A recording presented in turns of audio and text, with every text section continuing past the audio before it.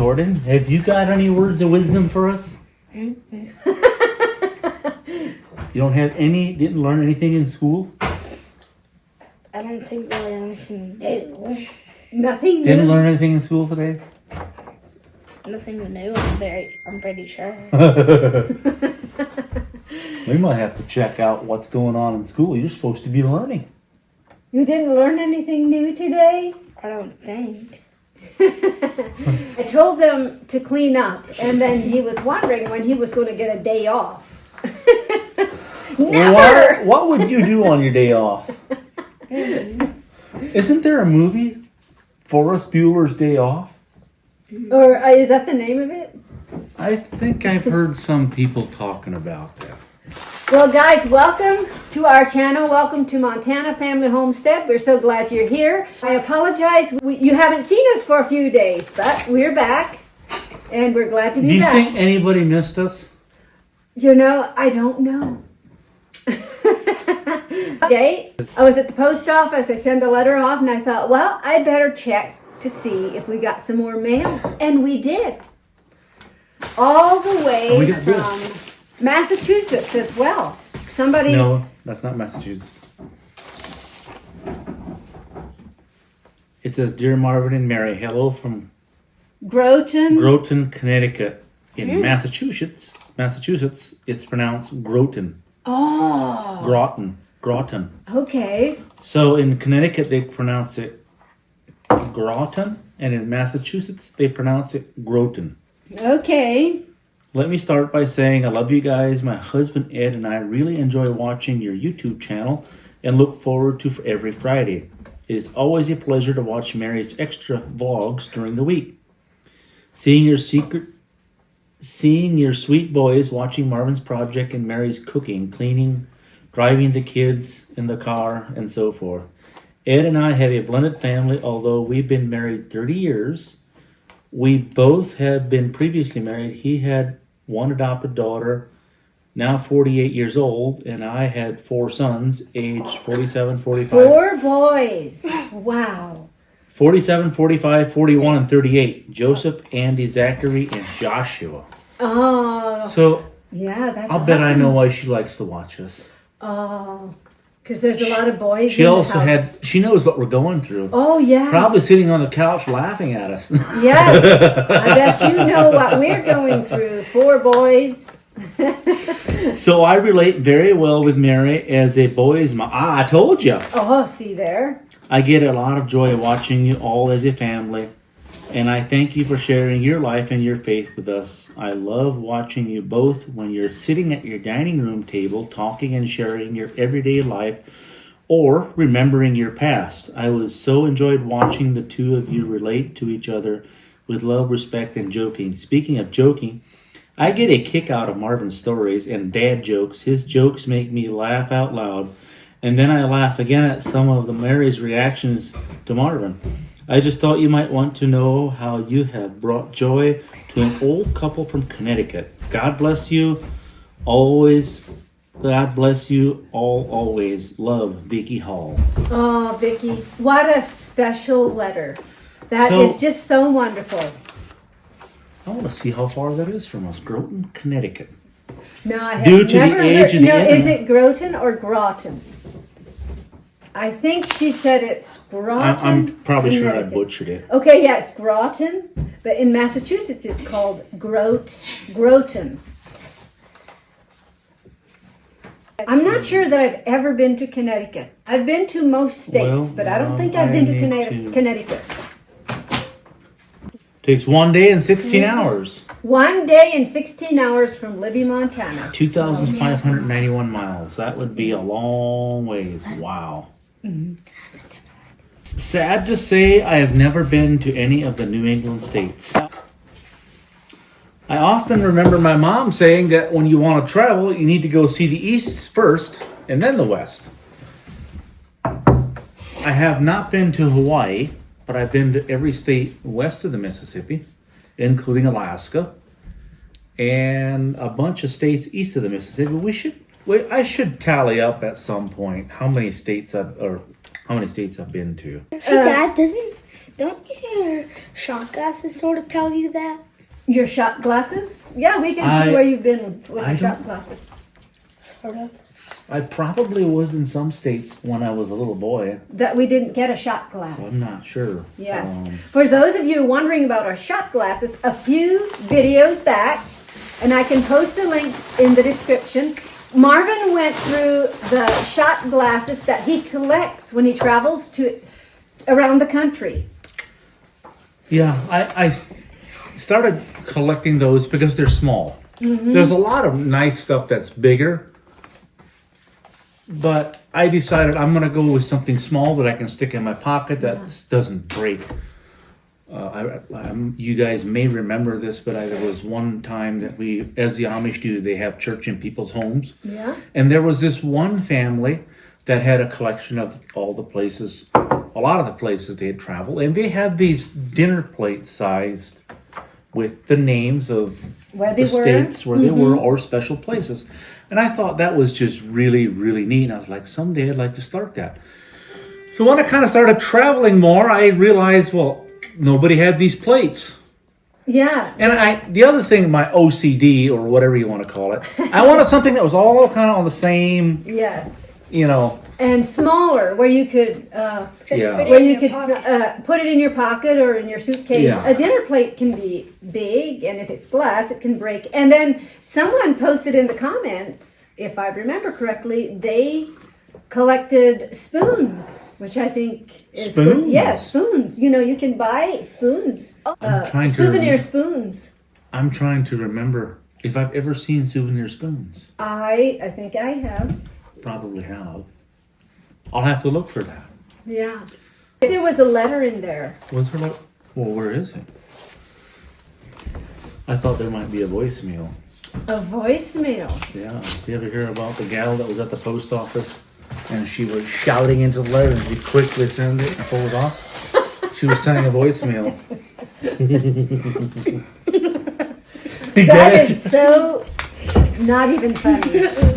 You laughed at it. So Marvin's phone keeps going off.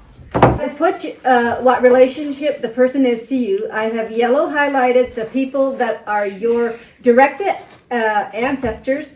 It starts with your mom, but after it goes child, mother, father in the family history book. I also send you a copy of the budget newspaper. I have Amish friends is it Michigan or in Minnesota? Camden, Minnesota? Or is there Camden? Minnesota, Minnesota? Camden, Minnesota. That is why I get the paper. Wow, it's been many, many years since I've got a hold of the budget. Some of you who may not know, Marvin and I grew up Amish. Usually you just assume people might know, but I know we do have new subscribers.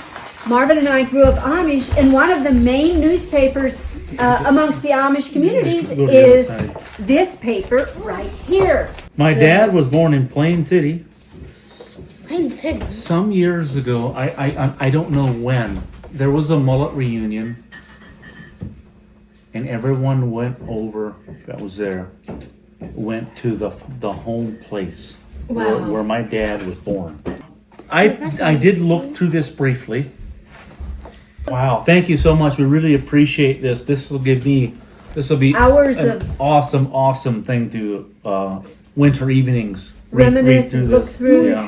And for those of you wondering, this is how would you say it? A ancestor book of Marvin's ancestors, and how you came to get all this information, Emma, is very amazing. So I want to thank you. This will be very special. For many of you, you might have been wondering what we've been doing this past week that we didn't post a video. Last week, Marvin and I were just... They're happy to see us home, right? Yes. You happy to see Mom and Dad are home? Marvin and I spent about 4 days in Branson, Missouri. Took off Wednesday morning and we came home Sunday night. Yep. And before you're thinking we just left the boys home to fend for themselves. I have most of my sisters and brothers live around me, and they So we had people come checking in, and the boys are old enough to drone drives. So, yes. Yeah, they were so we fine. had Jerome drive the kids to school, but then they were over at my sister Priscilla's house for an evening of food. And then after we went to Robert's house, and then we went to Clayton's house. Yes, and then the next night they were over at my brother Marcus's house. So they were well taken care of, but they're all happy to see us back. And we're happy to be back. We spent Thursday, Friday, and Saturday in Branson, Missouri, where the Conklin Convention was held. It is held every year around this time in Branson, Missouri. Some of the speakers they had were just phenomenal. And today's theme was breakthrough. Your time is now. Yes, it was. So you might wonder, what convention? The convention that we went to is the company where I buy most of the products that I use for commercial roofing. It is a multi-level marketing company. Each to his own on those. I'm not really big on them. The reason we went with this company, I got introduced to them in 2000. They're one of the pioneers in acrylic roof coatings. Yeah. And some of the systems that we do, instead of like a metal roof or the commercial membranes, instead of a complete tear off, exposing the building, having that liability of possibly raining overnight, because there's a lot of roofs that are too big to tear off and replace in one day. The systems that we do, we can go in and do a restoration on. It's a multi-step process, and it's very, very low impact on or interference with the businesses as they're working. 9 out of 10 times they don't have to shut down, or there might be a little bit of traffic disturbance, but it's not like we have to go in and shut everybody down to redo this thing. Very low impact. So. And most of it is fluid applied. They do have commercial membranes, PVCs, TPO. I might be talking Greek to you guys. But it's a big company. They are growing. They have very reputable products. And every year they put on a convention. Yeah. Multiple motivational speakers. It's a good time. We caught up with a lot of friends of ours that we don't see very often. I hadn't gone to one of these, I think, in 21 years. Yeah, so Marvin has been in the Conklin Company for probably over 20 years. Conklin has a lot of other products, like they have great products to help with your soil. A lot of commercial agriculture farms use the Conklin products to get the best harvest, to get a good harvest. I think they have crops. 7. So they have a roofing division. They have an agriculture division. They have a vehicle products. They have animal health. So anyway, it was a great time. We got to catch up with Ernest and Lori. Mm-hmm. That was probably one of the best. It wouldn't be for them. Yeah. You wouldn't see us sitting here together. Yes. Well, we might have. Well, God could bring anyone together, but it was through Ernest and Lori that we met initially. Mm-hmm. And if it hadn't been for Lori, I think God put it on her heart to bring us together. And if it hadn't been for her, I don't know. If it hadn't been for Ernest, I probably never, I don't know if I'd have got around to asking, because Mary was... Mary had plans on moving to Florida. And I was getting a little puckered up, like, man, because I really felt that she was the one. And Ernest and I were driving around one day, and he finally just told me, he says, "You better get a ring on that finger before she goes down there. If you don't ask her, she's going to die an old maid with a broken heart."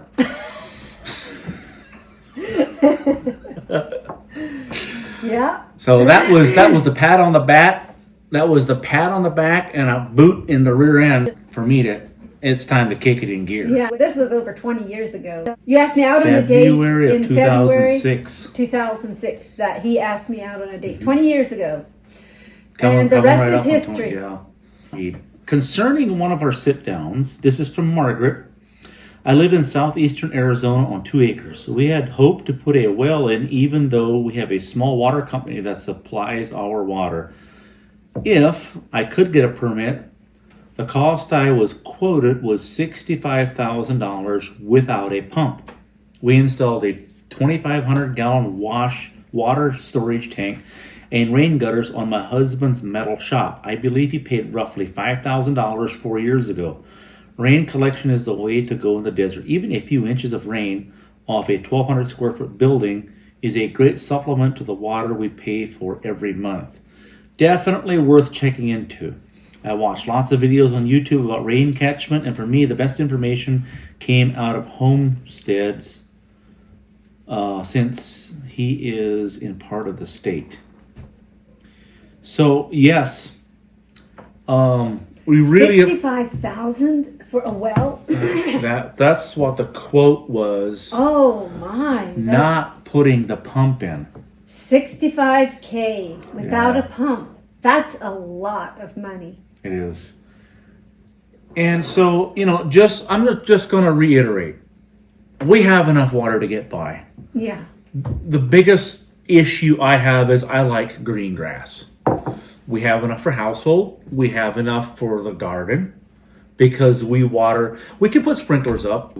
It works a lot better to water each row. We're planning on maybe this year part of the garden might go into mulch, and then the drip lines. And there's a couple benefits to doing drip lines versus irrigating the whole thing. Takes less water, and you're not watering weeds. Your water goes where it needs to go. And if you mulch the whole thing, it retains that moisture, and the ground stays loose. Amazingly, it's called Back to Eden gardening. We didn't do the whole thing of putting a barrier down and the whole shebang. I just didn't feel like that was necessary because we already have dirt here. And we've worked really hard to get it up to where it's decent. Mm-hmm. And so getting back to the water, the reason I'd like to have more water is I'd like to water the lawn. I like a green lawn. Yes. Maybe we may need to get a holding tank, fill it up, and then use that Well, water. when you start irrigating, I don't know how large a holding tank it would take. I don't think too large. 20,000 gallons? That would be good. The other thing is we should then put sprinkler systems on that are timed. Yeah, that would be good. So we're homesteading. We're just kind of we're doing what we can with what we have with the time that we have. And we'll keep you posted what we find to put on the lawn. We do know that there is some great products that Conklin has for lawn, for your grass, for your garden. Something I kept hearing multiple times in this conference, and in the last 2 years, the agriculture division has just exploded in that company. They're selling so much product. There's a couple of young tech-savvy people who have figured out how to market this. There's a couple of guys that share their testimony.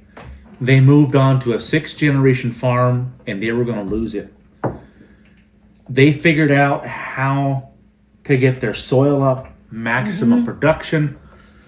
And most people that do this, they're talking a lot of acres. Yeah. And they might do one field, 40, 60, 100 acre test plot for a year. And the one guy did the Conklin fertilizer, took soil tests, did the whole thing, did a test. And on that section that he tried the fertilizer, he got 40 more bushels per acre than the rest of the farm. In a couple more days, we're going to have some baby chicks, hopefully. Has anyone ever seen a smart coop heater? This thing is great if you have, if you're in a cold climate for your baby chicks. And Marvin likes hatching his chicks in the middle of winter. It is to hatch them early. Yeah. So that about September, October, November, whenever, like 9 months, 10 months. Yeah, we're looking October. They're ready to lay. When they start laying, the old ones go to the crock pot. Oh, yes. So we had a company reach out to us and they sent us this, and I will make sure to post a link. If you are in a cold climate and you have baby chicks, this is your ticket. We have eggs in the incubator that are about ready to hatch, and we are excited to try out the smart coop heater. Yep. So, Again, these things are a lot safer. You want to use these. Just like 2 days ago, somebody posted on Backyard Chickens, they lost their entire coop, all the chickens and everything in it. They put a heat lamp in it. oh yeah, Those heat lamps, the glass will get so hot that it can break. And Yeah. they do break often enough that anybody that works in the fire department will tell you, never put a heat lamp in there. Although I have done that, yeah, cage it off. I put tile down, no straw, nothing combustible underneath the light, just in case.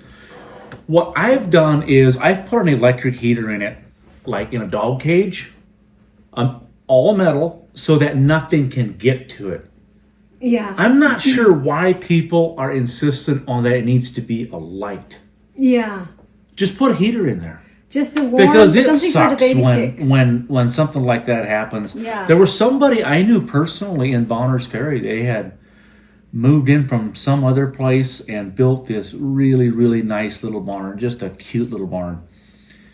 And it was Christmas Eve. It was really cold.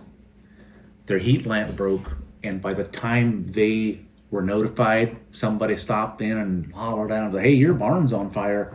It was too late. They had a brand new tractor sitting in there. Everything was toast, a complete loss. And these are meant for your barn, and these are meant to be safe and secure. Yes. And so if you are using a heat lamp, you may want to consider one of these. Now, we had a company reach out to us, just gave us one to try.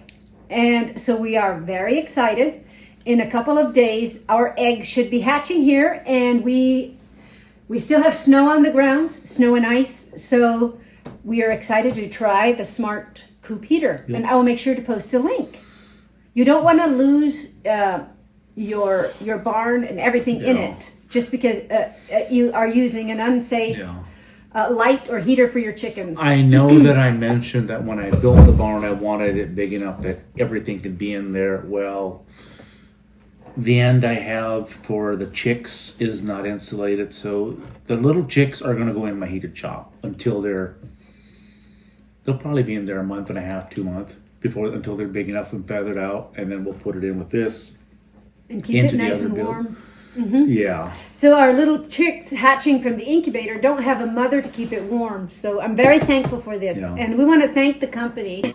Chickcozy.com, the website. I want to thank chickcozy.com for gifting this to us. We're excited to try it. Yeah. And stay tuned for the upcoming videos. And also, this next upcoming week, I am posting some footage of our trip to Branson, Missouri. So make sure to stay tuned for that. We had some phenomenal speakers. One of the speakers that I thoroughly enjoyed, his name was Brian Biro. Have you ever heard of Josh Sundquist? Sundquist. He has one leg, and I think he skied in the Olympics. Phenomenal speaker. Anyway, that's about all we had. We wanted to come and touch base with you guys to let you know we're still here. And we have some phenomenal content coming up, and we're excited to bring it to you. Yes. And I want to thank Vicki Hall and Emma Rosebach. We thank you for that. Rosebrock. Yeah. For the history on the Mullet family. We thank you so much. Some of the things we got going on this coming week. We're getting started on another bedroom downstairs. Learned a little bit on the first two. Hopefully the last two will go a little bit faster. Something I did that's saving me quite a bit of time is I am installing the linoleum first. Got a square room. Cut it out, put the linoleum down, fully adhered linoleum. People do it all the time in mobile homes, double wides. I'm like, why can't I do that? Yeah. So I'm doing that. We'll show the process of that. The other thing that we're doing is her brother Marcus, on the property that he is developing for selling spec homes, one of the windstorms you guys might remember, a lot of trees went down. We have been over there off and on, in between fill-in jobs, cutting those up. For firewood? Some of those are coming back here, certain lengths, for the covered patio in the back. Yes, guys, we are planning on building a covered patio in the back. The plan at this point is, well, it's gonna consist of taking the little sod off, or taking the grass off, getting it up to grade with gravel, compacting that, doing the concrete. Take you guys along with that. I usually do all the stuff myself with help. Rarely do I hire somebody to do something unless it's over my head. So anyway, yeah, we'll be pouring the concrete, the pillars in the back or the footer, and then it's gonna be a timber frame style. And the posts I'm gonna be cutting on the sawmill from trees that have gone down in this windstorm. There's another person that has some big trees. The plan is to do the posts and the beams and all the roof purlins with fir and larch. Mostly firs is what's over there. They're not too overly big. And then I have another friend of mine that has a couple of big ponderosa that went down. I'm talking, 18, 20 inches where you can cut a lot of lumber. Now, ponderosa is not the strongest wood. A lot of people won't build with it. Will they use it as firewood? No, they use it for being rustic furniture. Oh. It blues very, they call it blue pine. It blues very nice, where it has streaks and patterns that are kind of a grayish blue. My plan is to do the posts and the beams and the trusses with fir and larch, cutting on the mill, and then use the ponderosa for the ceiling. We'll probably cut those maybe 3/4 inch thick, but everything is green. May have to wait until midsummer for it to dry, because it's all really, really green yet. So yeah. we may be having units of lumber sitting out in the middle of the lawn where the most sun and wind is, and so it can dry. Yeah, it has to dry before we build, and we have a sawmill so we can saw our own logs.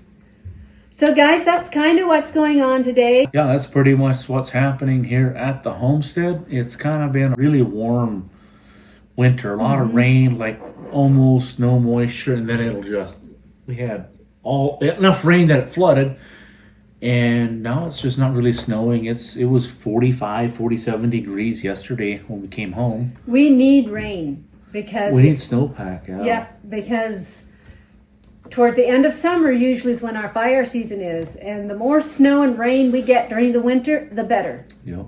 So thank you guys for joining us. We wish you all the best. Stay tuned for our next upcoming video.